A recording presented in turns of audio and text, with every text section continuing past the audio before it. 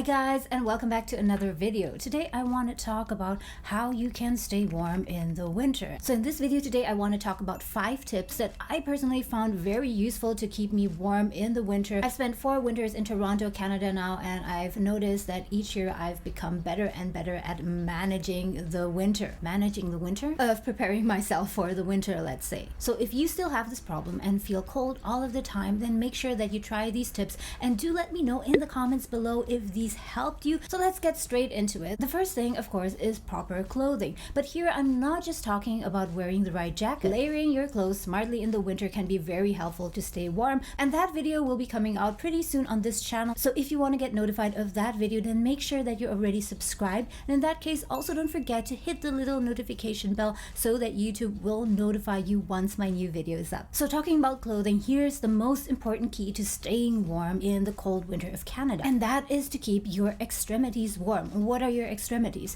Those are your head, your hands, and your feet, and you really want to make sure that you protect those areas, because it doesn't matter how warm, how thick your jacket is, even if you're wearing a Canada Goose, but if your hands, feet, and your head are not protected, then it's not much use. So for your head, of course, make sure that you have a nice hat to keep your head warm, and if you're just about to look for a winter jacket, look for one with a nice hood, and even better that has a trim like this, so if the snow blows very hard, this can protect you from getting snow into your face. Also make sure that you keep your feet warm, because if your feet are cold, then the rest of your body will likely also be cold. And for that, you need to make sure that you are wearing the right socks. And oftentimes, if it's already minus 15, minus 20 degrees, then regular socks or crew cut socks just won't cut it. And if you want to know more about what kind of socks to pick for the winter here in Toronto and how to combine them with which kinds of shoes, sneakers, winter boots, etc., then you might want to check out this video here that I made earlier that explains all about that. And of course, don't forget your hands. In the beginning, when I just arrived here in Canada, I made the mistake of not buying proper winter gloves. I just had a set of very flimsy gloves, and those were okay until like 0 degrees Celsius, but once it got like minus 10 degrees and it was windy and it was snowing, then my hands started to freeze. So these here are one of my favorite gloves. They are E-tip gloves from the brand North Face, and the added benefit of these gloves is that they have these tips here with which you can actually scroll easily on your phone. They are very, very lightweight, but they are also very warm without being too bulky. I love these gloves so much that I made a dedicated video on this, and if you want to check that out, you can click on the link up here. Now let's get to the second tip for how to stay warm in the cold, freezing winter of Toronto, and that is to get proper rest and sleep. And I know this is something that sounds so simple, but it's actually true, and I've experienced this myself multiple times.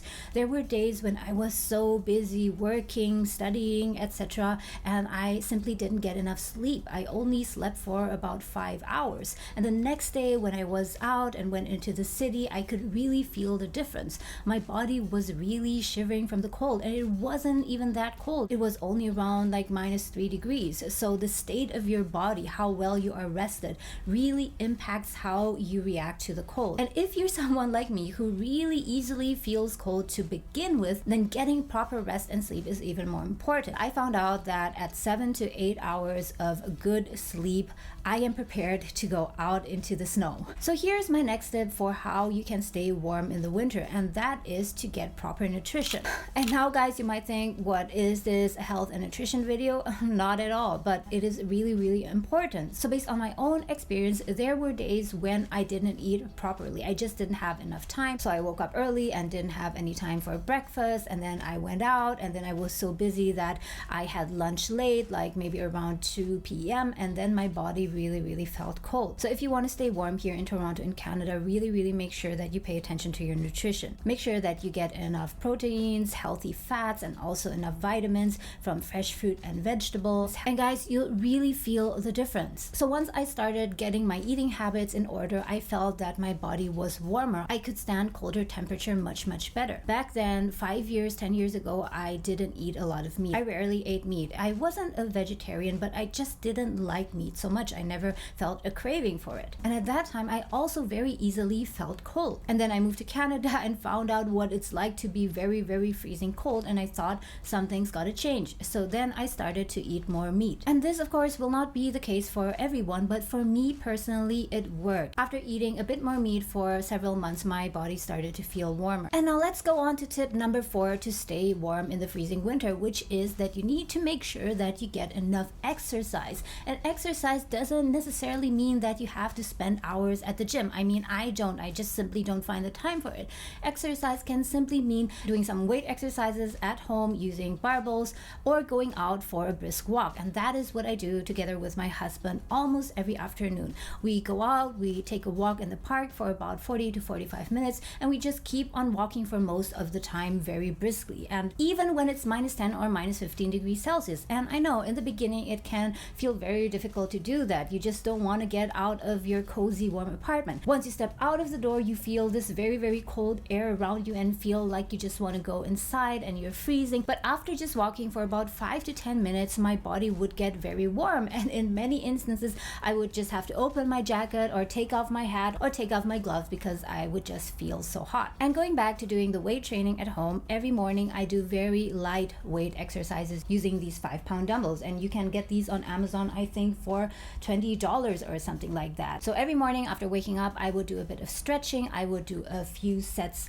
of exercises using these dumbbells. I would do a bit of planks or push-ups for only about 10 minutes, not really more than that. But I noticed that it really made a difference to the way my body perceived the cold. Let's go on to tip number 5, and this has to do with transportation. In case you're driving here to Toronto, it might be a different story. You turn on your car and the heater, and then you step inside. After a while it gets warm and you're done. But if you're like me and you use public transportation all the time, then it can get a bit more tricky. This is the biggest problem. Okay, I want to get to work now, and it says that the bus will arrive in 15 minutes. So I get out of my house in 10 minutes and arrive at the bus station 2 or 3 minutes before the bus is supposed to arrive, but it just doesn't arrive. And then you wait out there in the cold for 10 minutes, and that really sucks. So here are 2 solutions. One thing that I like to do is to use the Transit app. In case you haven't used this app yet, this app is life-saving. So here's the deal. You might know the schedule of your bus, when the bus is supposed to arrive, and you can do that using apps like Google. But the Transit app actually shows you in real time